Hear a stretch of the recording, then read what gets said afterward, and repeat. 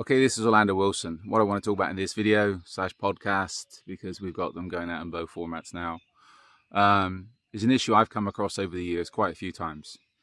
And that's where the protection guys, the people that's responsible for others' security, end up being afraid of their own shadows in a lot of cases. This can be a major issue because if you're meant to be protecting people, you don't want to be afraid of things. Fear is natural. Everybody feels fear. I'm not saying you've got to be not scared of anything, but it's understanding your fear. It's not putting yourself in situations where you're uncomfortable. And it's understanding that even if you're afraid, you shouldn't be showing it to your clients because fear spreads quickly. And again, it can go from an uncomfortable situation can end up going into a panic very, very quickly if people don't control their fear. I'll give you a couple of examples. One example, I was with my associate Shimaleko in Venezuela how many years ago. We'd done a simple move from Caracas to some beach resort, and we were just following along some drinks girls in a vehicle that was going to do a promotion at this place. The company that was backing them wanted somebody to go with them to make sure everything was okay, etc. Just to drop off, and he'd done the pickup because I was gone. Anyway, to get to this location, we had to go through the hill, go through some hills, up through the clouds, down through the clouds, etc. So it was pretty high up at a couple of points. The security manager for the company these girls were working for, another corporate security manager, shall we say, well, I'll leave it at that, but the vehicle they got for these girls was a big Ford Explorer with a driver that was used to Caracas. The vehicle wasn't suitable for the roads, which anybody with half a brain would have known. But again, corporate security managers, I'll leave it there. Anyway, long story short, as it was up high and we started to go down the hills, the driver of the Explorer couldn't drive the car properly. And he was riding his brakes all the way down the hills. And we must have been 30, 40 meters behind this vehicle, and we could smell the burning brakes.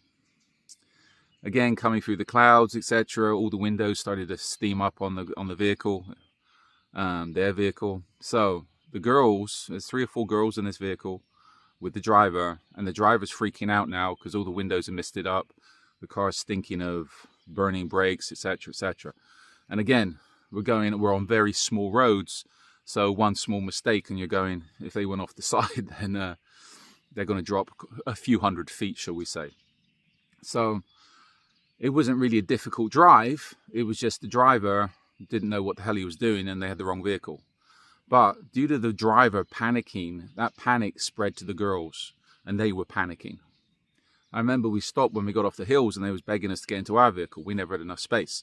And again, they needed to be in the client's vehicle because that's their vehicle. So that's an example of how fear can spread very, very quickly. And again, once we dropped the girls off, they were terrified. They'd had a bad experience. And the main issue was their driver was freaking out. Another example, I had a surveillance job in Mexico years ago. Sent a guy there I knew, I met, ex-US Marine, etc., could do whatever. It was a simple job, go to a nightclub, well, in a very fancy part of Mexico, go to nightclubs, do surveillance on a person we knew that were there partying, etc. Go enjoy yourself, just take pictures. The issue is, even though this guy had spent time in Mexico, as soon as he got there, he started freaking out. Well, he was living in a very trendy part of Mexico at the time. Flew up to Miami to see me, to sort things out, then flew back to get the job done. And the issue was, he was too afraid to go to the nightclubs, he was too afraid to go out after dark, etc., etc. And he went from being a solid guy to acting like a little bitch. Whether he took his retainer and spent it on cocaine and stuck it up his nose, who knows? That could have been that was one of the things that come to mind. But this guy went from being a solid guy to being afraid to do anything. Maybe the job was above his limits, too much responsibility.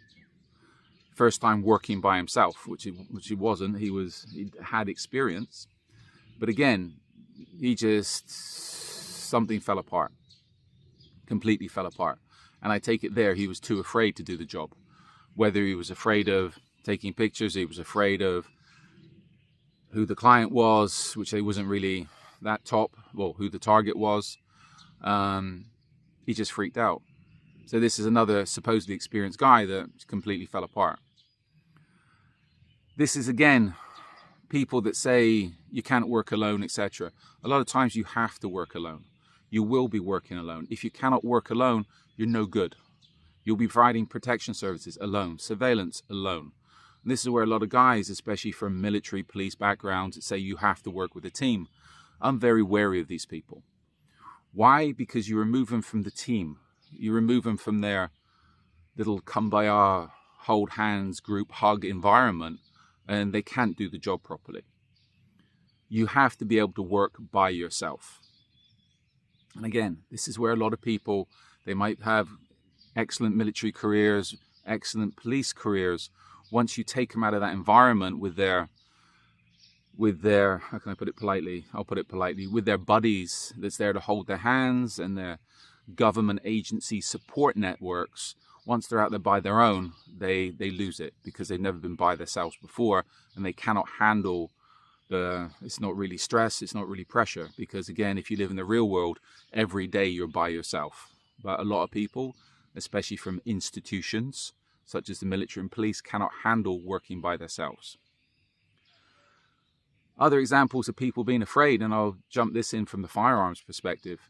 I've had people come through classes when I was in, two people come to mind from when I was in South Florida. One guy, he'd been a protection guy for a president of one of the Latin American countries, done plenty of courses, etc. He was afraid of guns.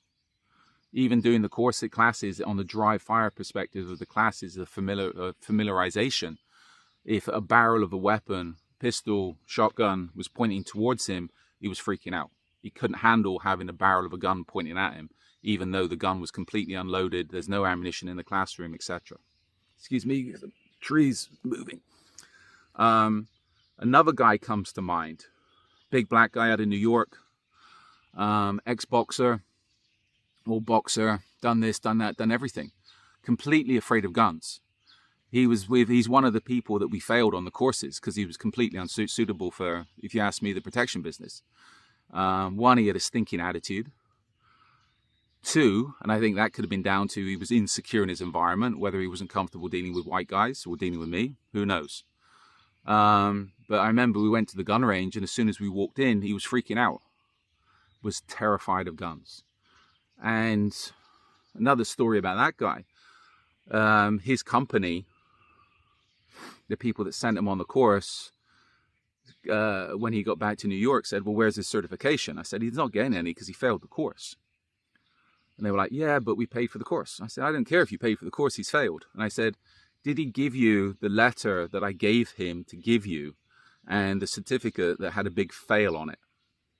And they said, no, he didn't give us anything. I said, well, maybe you want to talk to him about that, because maybe that's why he failed the course, because there's honesty issues to start with, right? If he didn't give you the letter I gave him to give to you, and even though you paid for his course, it summed him up. But again, this is a thing where people have to be tested. And if people aren't tested, they're untrustworthy. And I've seen it, as I said, too many times where people, they give it the bravado, they give it the macho, the tactical attitudes. You take them outside of their comfort zones and you test them and they fall apart. So this is where you be very careful, especially if you're hiring people, that they're tested and you know they're not going to fall apart if there's an issue, because it happens quite often. Okay, in the meantime, I hope this video makes sense. A little bit of wisdom. So be good, stay safe, stay out of trouble, and follow me along on social media for more stories.